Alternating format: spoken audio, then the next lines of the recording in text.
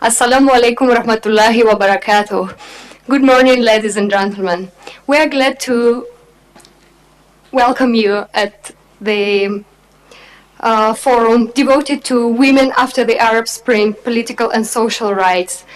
At first, we would like to apologize for the delay, but we hope that it will not by any way harm the discussion. I would like to introduce our renowned speakers. And the first one is coming to us straight from Mecca, Nima Ismail Ibrahim Nawab, an English best-selling poet, writer, editor, and photographer, an international lecturer, and a nominated young global leader. She has been dubbed as a voice for Arab women for youth, and her engagement as a social activist, youth empowerment leader, and writing spanned issues on diversity, spirituality, peace, dignity, youth, women, change, the environment, and mutual respect for gender and race. Nima Ismail Ibrahim Nawab. Another panelist is a renowned Muslim feminist and activist, Zainia Anwar, the director of Musawa, a global movement for equality and justice in the Muslim family. Who was recently awarded the highest French honor by the French government. She was also listed by San Francisco-based International Museum of Women as one of the 10 most influential Muslim women. And Dr. Ahmad Farouk Musa, the director and chairman of Islamic Renaissance Front, who will moderate the section. So I'm passing the word to Dr. Farouk Musa, and let's start. Thank you, Julia. I welcome Sister Nima and Sister Zaina, and ladies and gentlemen. I think the most important thing of this, the topic we are going to discuss is about, has there been any change after the Arab Spring? You know, it gave so much hope to all of us, even though we are not really affected by the Arab Spring. But I guess, like what the previous Iranian revolution, how he had changed and transformed the society, and I believe Zaina could elaborate that, right? And this society has become somehow very more Islamic in a way, and of course there are several repercussions of it, which we can discuss later on. But we see that the Arab Spring, while it has a lot of promises, but somehow or other we have probably did not see much effect out of it, much improvement in terms of the rights of women, for example. And we see that even participation of women in Egypt, for example, which is which was very phenomenal during the Arab Spring, the participation in parliament was very minimal. Right, and there even steps have been taken by some fundamentalists to try to restrict the women, and how women had become an object of harassment at Tahrir Square and during the revolution. And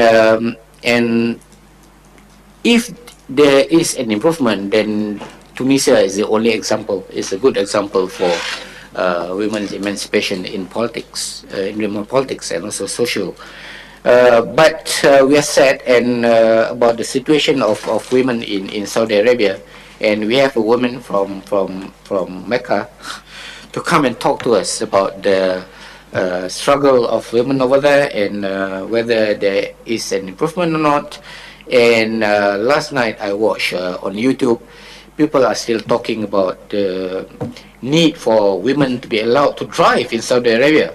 I mean, it was something in the 21st century that could have have been solved a long time ago, but still women are being prohibited from driving in Saudi Arabia. And I mean, it's a very important issue.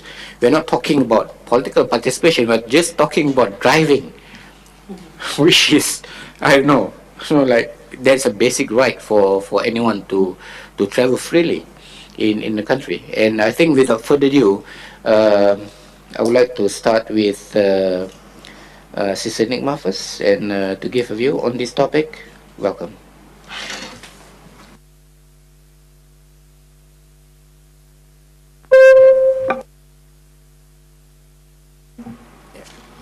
Bismillah ar-Rahman ar-Rahim. Can you hear me in the back? Salatu wassalamu ala ashraf al-anbiya Muhammad wa ala alihi wa sahbihi wa sallam. First of all, I'd like to welcome you all. It's great to be back in Malaysia. I was actually born here. My father worked here years and years ago. And so for me, it's my hometown. And every time I come to the airport, I even land, it's just a unbelievable feeling. It's just brimming joy and a thrill to be back in the land of my birth. With regards to women post-Arab Spring, I always had an issue with the word Arab Spring because the way it started was waged wars, massacres. We had in Syria, thousands of people are killed every day. So for us, and for me personally, especially as a writer and a researcher, I found the word Arab Spring very strange. I thought of it as a very harsh winter, not even an autumn. And I actually went into and tried to really trace who started using this term. Did we use it? Did we Arabs use the term the Arab Spring? It's not ours. It's actually a Western term. There's a writer called George Packer in the New York Times magazine in 2003 who used it for the first time. And in 2005, there was an Arab writer from Egypt who also used it. And it just caught on in the media. I remember the night I was watching a show on the, of course, news, a broadcast. And they started using it for the first time. And it just spread like wildfire. Within a few days, it just spread. And so what was behind, as Dr. Musa Farouk said, what is behind that is the idea, really the ideal of hope for a lot of us. I think that word spring was in connection with hope for many of us, but still, once again, I'll reiterate, it's been a very harsh winter. We've had unrest and just erupt all over the Middle East, and it hasn't settled, and we don't see it settling very soon. And it's very hard for our youth, not just our women. So I have a poem here that I wrote about the Arab Spring, if you'd like me to read it. I'll read an excerpt of it. It's not too long. It's a bit longer, so I'll just read a part of it. They call it a spring, the Arab Spring. We wonder what crop will grow, who the tillers will be, and how they will weed out the weeds of anarchy, sieve out decades of stony living entombment. Will the rubble yield hardy golden corns of glory? Will they seed the parched lands with democracy? Will they plant the soil with seeds of justice? Fertilize light-seeking evergreens with fairness? Will they water the tracts with transparency? As they patiently await the thriving of grains of peace, peace, peace. These are the first two stanzas. The poem is a bit longer. It goes into the Fridays where people used to converge. We called them Fridays of Victory, and each Friday was named a different type of name. And then it goes on to despots and what happened to the despots and the effigies and all that. So that's on the Arab Spring itself. With regards to women, we're dealing with a lot. What is the reality on the ground? I keep going back to that issue throughout the years as a writer and as a researcher. Once again, we read a lot in the media. Our mindsets are made up by the media quite often. We're very much influenced by the media. But what is the reality on the ground for us, for women, especially in the Arab world itself? So today I'll talk a bit about the reality in Saudi Arabia specifically as an example, and probably Dr. Zaina will also mention Egypt as well. So the reality versus the myth, in a way. You know, it's interesting when we think about our origins and the seeds that are mentioned, for example, of issues. For women, when we talk about rights, women's rights. What are women's rights? Who ordains them? Do the women ask for them? Are they ordained? Now, as Muslim women, we have our rights. We're very proud of our religion for giving us rights. The rights are ordained by the One. And we fall into a trap sometimes, for many of us, of thinking of gender as a term. What is gender? We are one soul from one source. إِنَّا خَلَقْنَاكُمْ مِن نَفْسٍ وَاحِدَةٍ. God says in the Quran, you were born, or you were made and created from one soul. And so when you think of gender and rights, God ordained our rights, especially in the Quran. A lot of rights were given to us, but they were taken away by man. Taken away by tradition, taken away by culture. In the name of culture, we are asked to give out those rights. We're in the name of culture and tradition, now we are asked to regain them. And we constantly work to regain rights that we already have, which is very interesting. We need to go back to the source once again. What are our rights that are ordained? When you think about Saudi Arabia, think about a society that's extremely segregated. In our very homes, we're segregated. I come from Mecca. We don't have that much segregation in Mecca, but it differs from family to family in Saudi Arabia. It differs as it does in other countries. In one family, you might have a sister who's conservative and a sister who's liberal, and a brother who's extremely conservative and a brother who's liberal. And it's different shades of conservatism and liberalism within the same family. In Saudi Arabian homes, for example, the majority of homes, not in Mecca, but in the majority in other parts, other regions, because we're very regional in Saudi Arabia up to now, because we've only been unified for the last 70 plus years, actually. So, very regional, even in the architecture of our houses. You go into a Saudi house, what do you face first on? 2 doors, 2 living rooms. Women go through one door, the men go through another. That doesn't happen in my house. I have a different setup. But that's the usual. That's kind of the norm. I'm not going to say across the board, but it's kind of the norm. So when you think about women's rights and segregation, that's a big issue. In Saudi Arabia, the women's rights are intertwined with segregation, not religion. Because they're using religion. A lot of people are using religion to excuse matters. Our religion is being hijacked. Our religion mandates our right. It ordains our rights. Yet, the tradition, the culture, is taking away those rights. Men and women, because women are sometimes their own worst enemies in some places. You ask for something, women will fight against it. So, when you go into a Saudi house and you see that segregation, even living-wise, you kind of get a sense of why things are happening the way they are and why things aren't moving. Why, for example, we still have a lot of the issues that we have come up with. We've worked on lists throughout the years. We've worked on new issues that have emerged with modern day life that we have to deal with now, besides the older issues that are still unresolved to this day. Imagine a place where your very name is not acknowledged. What's your name? Zaina. In Malaysia, you say Zanna. In Saudi Arabia, you say, oh, the mother of Ibrahim, or the mother of Muhammad. The son, not a The son, not even the daughter. If you have an elder daughter, you're called by her name. I was called the mother of Amina. Then I had a son. Even though he's younger, I'll be called by my son's name. Interesting. So, even our voices are not heard, and I'm going to read you a very, very quick poem that I wrote about voting, because I'm going to talk about voting. So, when you talk about what is accepted in this society, there's a phrase we use.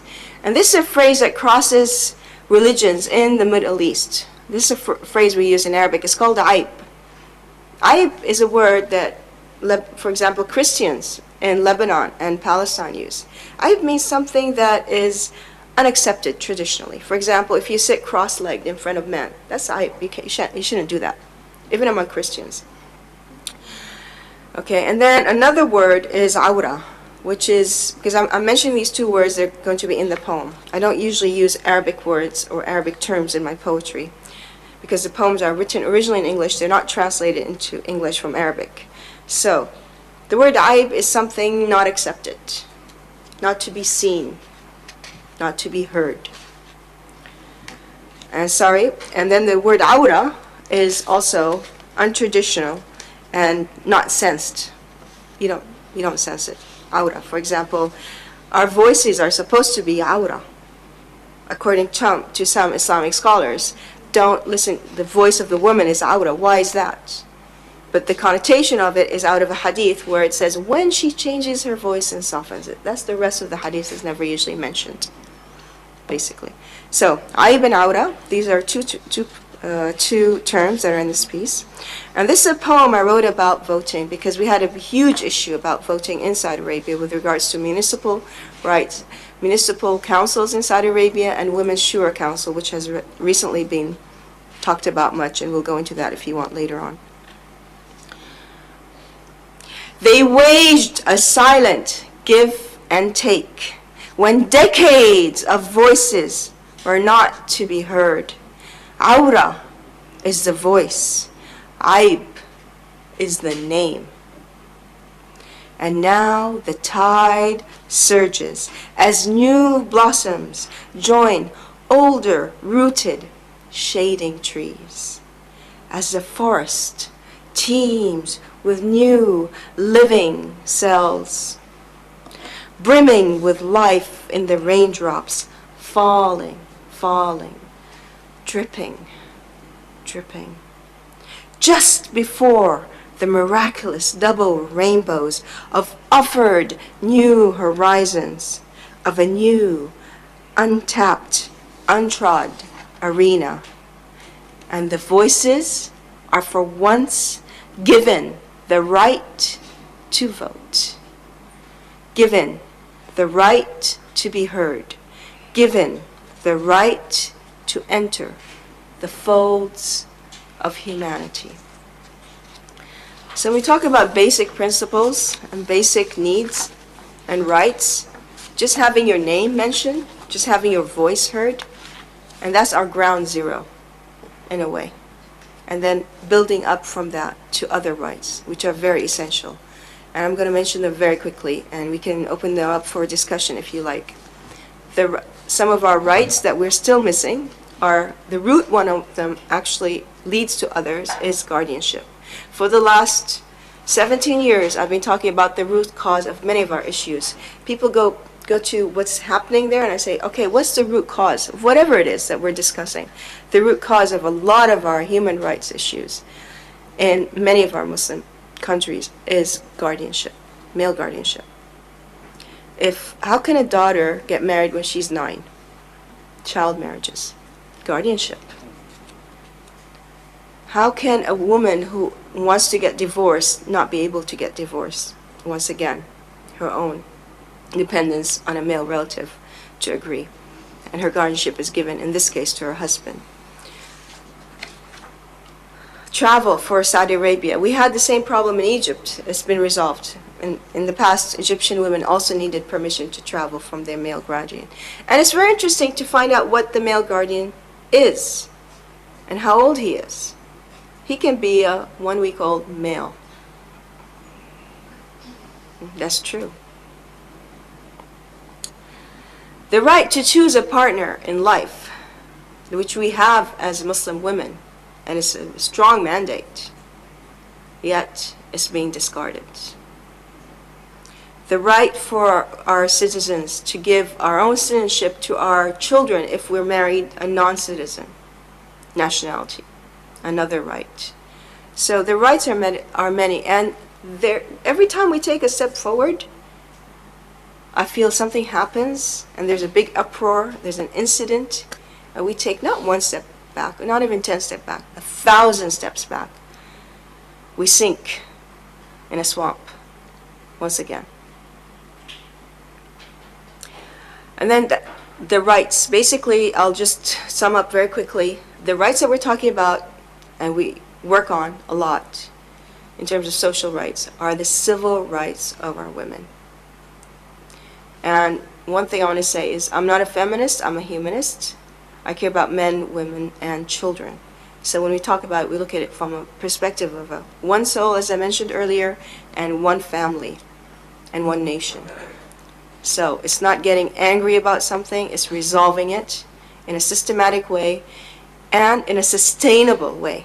Because you can resolve something and then years later, there's another thing and it goes back, as I said. So the sustainability is a major, very major factor in working out the solutions to our rights. So, Arab Spring, big question mark. Post-Arab Spring, also a big question mark.